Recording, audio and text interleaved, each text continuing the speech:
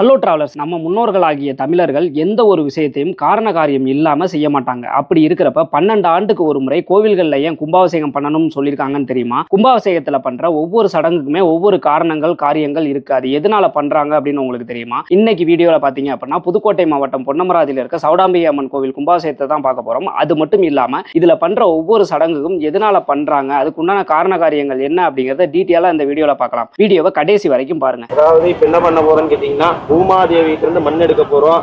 மண் எடுக்கிறதுக்கு முன்னாடி அதாவது ஒரு மனைவியை தொடணும் அப்படின்னா கணவனுடைய அனுமதி இல்லாம நம்மளால மனைவி தொட முடியாது. சரிங்களா? டாக்டர்கிட்டே போனாலும் கணவர்கிட்ட வந்து கையெழுத்து வாங்குவாங்க இல்லையா? அதே மாதிரி தான் மகாலட்சுமியோட பூமாதேவியோட கணவர் யாருன்னு கேட்டீங்கன்னா மகாவிஷ்ணு. மகாவிஷ்ணுவை வந்து இந்த குந்தாலியில அதாவது இந்த மம்முட்டியில் ஆவாகனம் செய்து மகாவிஷ்ணுவனுடைய அனுமதியினாலதான் நம்ம அவருடைய மனைவியான பூமாதேவி கிட்ட நம்ம மண் எடுத்துட்டு போயிட்டு நம்ம ஆலயத்துல வச்சு கும்பாபிஷேகத்துல பூஜை பண்ண போறோம். இந்த மாதிரி இன்ஃபர்மேஷன், கோவிலை பத்தின தகவல்கள், எப்படி போகலாம், கம்மி பட்ஜெட்ல எப்படி கோவிலுக்கெல்லாம் போக முடியும் அப்படின்ற எல்லா டீட்டெயில்ஸுமே நம்ம வந்து ரெகுலரா வீடியோவா போட்டுட்டு இருக்கோம். இந்த வீடியோ எல்லாமே உங்களுக்கு உடனுக்குடனே வரணும் அப்படின்னு நினைச்சுன்னா மறக்காம நம்ம சேனலை சப்ஸ்கிரைப் பண்ணி வச்சுக்கோங்க. இப்போ வாங்க வீடியோக்குள்ள போலாம். ஒவ்வொரு கோயில்கள்லையும் 12 ஆண்டுக்கு ஒரு முறை கும்பாபிஷேகம் செய்யணும் அப்படிங்கிறது ஐதீகம். அப்படி கும்பாபிஷேகம் செய்யணும்னு முடிவு பண்ணதுக்கு அப்புறமேட்டு ஒவ்வொரு சடங்குகளா செய்ய ஆரம்பிப்பாங்க. அந்த ஒவ்வொரு சடங்குகளும் என்னென்ன அப்படிங்கிறத ஒன் பை ஒன்னா பார்க்கலாம். ஆசாரிய வர்ணம். கும்பாபிஷேகம் நடக்குது அப்படின்னு தெரிஞ்சதுன்னா பொதுமக்கள் பொன்னாவும் பொருளாவும் பணமாவும் உதவி பண்ண ஆரம்பிப்பாங்க. சோ இந்த மாதிரி கும்பாபிஷேகம் பொருட்டு கிடைக்கிற பொருளை வந்து பூஜை செய்வது தன பூஜை அப்படின்னு சொல்லுவாங்க. இந்த மாதிரி கிடைக்கிற பொன், பொருள், பணம், நகை இது எல்லாத்தையுமே வந்து 3 பகுதியா பிரிப்பாங்க. ஒன்னு பாத்தீங்க அப்படின்னா வந்துட்டு கட்டட வேலைக்கும், 2வது பாத்தீங்க அப்படின்னா வந்துட்டு நித்திய மாதாந்திர விசேஷ பூஜைக்கும், 3வது பாத்தீங்க அப்படின்னா நகை வாங்கவும் பயன்படுத்திக்குவாங்க. அடுத்ததா பாத்தீங்க அப்படின்னா நல்ல அனுபவம் உள்ள ஒரு ஆச்சாரியாரை செலக்ட் பண்ணுவாங்க. செலக்ட் பண்ணி இந்த எல்லாத்தையுமே அவர்கிட்ட கொடுத்து நல்லபடியா கும்பாபிஷேகத்தை நடத்தி தர சொல்லி வேண்டிக்குவாங்க. இதுதான் ஆச்சாரிய வர்ணம் அப்படின்னு சொல்லுவாங்க. அடுத்ததா பாத்தீங்க அப்படின்னா அனுக்சை. கோவில் வேலைகள்லாம் முடிஞ்சதுக்கு அப்புறமேட்டு ஒரு நல்ல நாள்ல கும்பாபிஷேக நிகழ்ச்சியை முன்னின்று நடத்தி வைக்கிறதுக்கு தகுதியான ஒருத்தரை தேர்ந்தெடுப்பாங்க. இதை தான் அனுக்சை அப்படின்னு சொல்லுவாங்க. அந்த தேர்ந்தெடுக்கப்பட்ட நபர் விநாயகர் முன்னாடி நின்று கும்பிட்டு நல்லபடியா கும்பாபிஷேகத்தை முடிச்சு தர சொல்லி விநாயகர்கிட்ட வேண்டிக்குவாரு. அடுத்ததா என்ன பண்ணுவாங்க அப்படின்னா வாஸ்து சாந்தி. வாஸ்து சாந்தினா என்னன்னு கேட்டீங்கன்னா, கும்பாபிஷேகத்துக்கு எந்தவித தடங்களும் வரக்கூடாது அப்படிங்கிறதுக்காக 53 விதமான தேவதைகளுக்கும் பூஜை, பலி, ஹோமம் பண்றதுதான் வாஸ்து சாந்தி அப்படின்னு சொல்லுவாங்க. அடுத்ததா பாத்தீங்க அப்படின்னா காப்பு கட்டுதல். காப்பு கட்டுதல்னா என்னன்னு கேட்டீங்கன்னா, கோவில் பணியில ஈடுபட்டிருக்கவங்க சுத்தபத்தமா இருக்கணும் அப்படிங்கிறதுக்காக மந்திரிச்ச மஞ்சள் கைத்தை வந்து வலது மணிக்கட்டில கட்டிக்கிறது தான் காப்பு கட்டுதல் அப்படிங்கிறது பொருள். இதை கட்டியிருக்கவங்க ரொம்ப தூய்மையாகவும் சுத்தபத்தமாகவும் இருக்கணும். அதே மாதிரி இந்த காப்பு கட்டி இருக்கவங்க வீட்டுல ஏதாவது தீட்டு ஏற்பட்டுச்சுன்னா கூட அந்த தீட்டு இந்த காப்பை அவுக்குற வரைக்கும் அவங்கள பாதிக்காது அப்படிங்கிறது ஐதீகம். அடுத்ததா பாத்தீங்க அப்படின்னா கடஸ்தாபனம், அதாவது கலசம் அமைக்கிறது அப்படின்னு சொல்லுவாங்க. தங்கம், வெள்ளி, தாமரம், மண் இதுல ஏதாவது ஒண்ணுல செஞ்ச கலசங்கிற கும்பத்தை வந்து இதுக்காக பயன்படுத்துவாங்க. கும்பத்தை இப்படிதான் அமைக்கணும் அப்படிங்கிற வழிமுறை இருக்கு. மேல் பகுதி ஃபுல்லா நூலை சுத்தி பல புண்ணிய நதிகள்ல இருந்து எடுத்துட்டு வந்த நீரை நிரப்பி அதற்கு மேல மாவிளைய வச்சு அதுக்கு மேல தேங்காய் வைப்பாங்க. இப்படிதான் வந்துட்டு கும்பத்தை அமைக்கணும். இந்த கும்பம் பாத்தீங்க அப்படின்னா கடவுளோட உடலாகவும் அதுல சுத்தி இருக்க நூல் பாத்தீங்க அப்படின்னா 72,000 நாடி நரம்பாகவும், உள்ள இருக்க தீர்த்தம் வந்து ரத்தமாகவும், அதுக்குள்ள போடப்பட்டிருக்க தங்க காசுகள் வந்து ஜீவனாகவும், மேல உள்ள தேங்காய் தலைப்பகுதியாகவும், கும்பத்தின் கீழே பரப்பி இருக்கிறது தானிய ஆசனமாகவும் கருதப்படுது.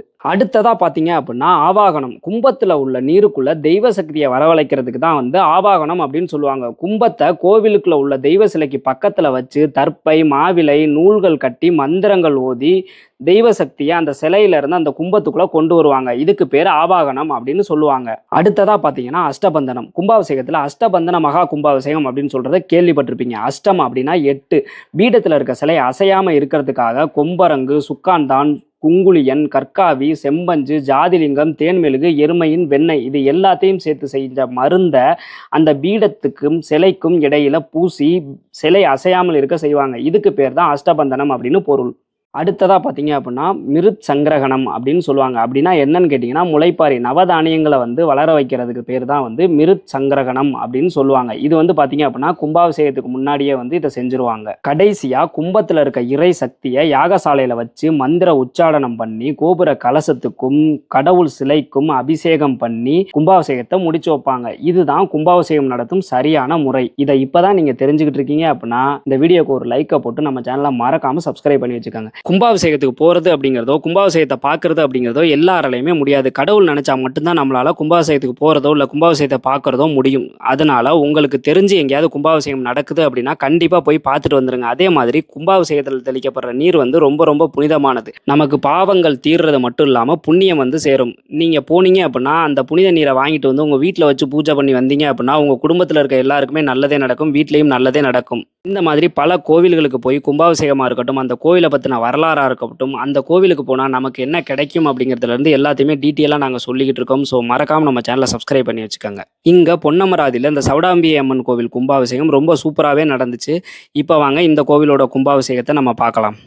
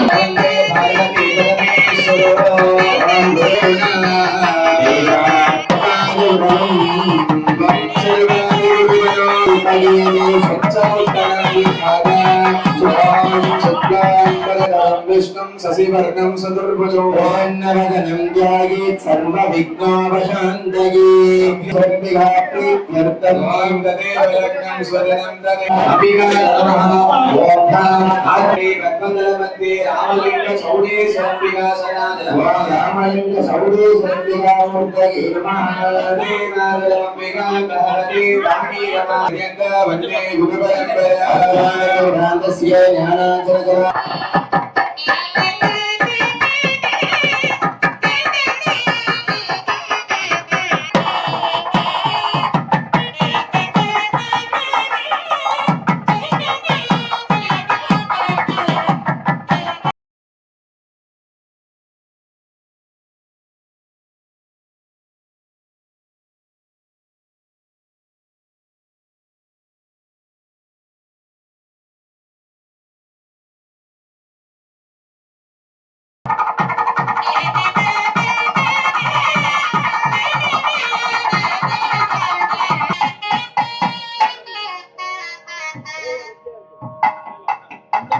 वल्लभाय स्वाहा सुमेरमध्य श्रृंगस्ता श्रीमन्नगरनायिका चिन्तामणिगृहान्तस्था पंच ब्रह्माणस्थिताय स्वाहा महावत्पाटवी संस्था करिः महापाशुपदास्राग्नि निर्दग्धासुरसैनिकाय स्वाहा कामेश्वरास्त्र निर्दग्ध समण्डासुरशून्यका ब्रह्मोपेन्द्र महेन्द्रादि देव संस्तुत वैभवाय स्वाहा अरनेत्राग्नि संदग्ध काम संजीवनौषधिः श्रीमद्वाक्पवगूढैक सरोममुखमङ्गजाय स्वाहा कण्डादकटिपर्यन्त मध्यगूढस्वरूपिणी शक्तिकूटैकतापन्न गत्यदो मागधारिणी स्वाहा पूरान्तरुदिता विष्णुक्रन्तिविभेदिनी स्वाहा सादोदरी शान्तिमती निराकार निरञ्जनाय स्वाहा निर्मला नित्या निराकारा निराकुला निर्गुणा निष्कला शान्ता स्वाहा ओमिच्छिन्दा निर्महङ्कारा निर्मोघा मोघनाशिनी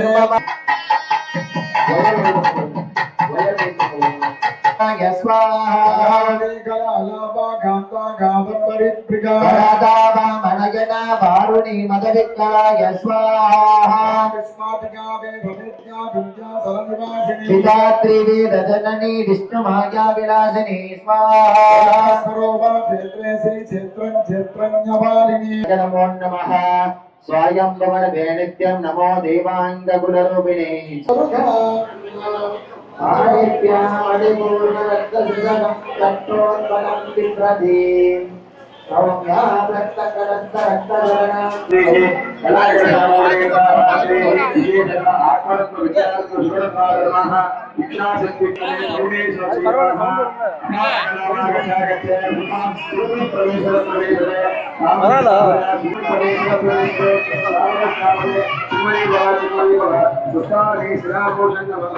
सर्वे नाम ओम श्रीं ह्रीं क्लीं अंबिका मूर्ताजनाय अंबिका मूर्तिनी नमः ओम ऐं ह्रीं क्लीं रामलिंग सौरेश्वराय नमः रामलिंग सौरेश्वरन्ने सर्वशक्तिर्गच्छागच्छ लक्ष्मी रवेदो भवः तामवावहज अजवेदो लक्ष्मी भवति विश्वाभरन्द्रवो गंगा वेदा स्वाहा स्वाहा जयं पुराणः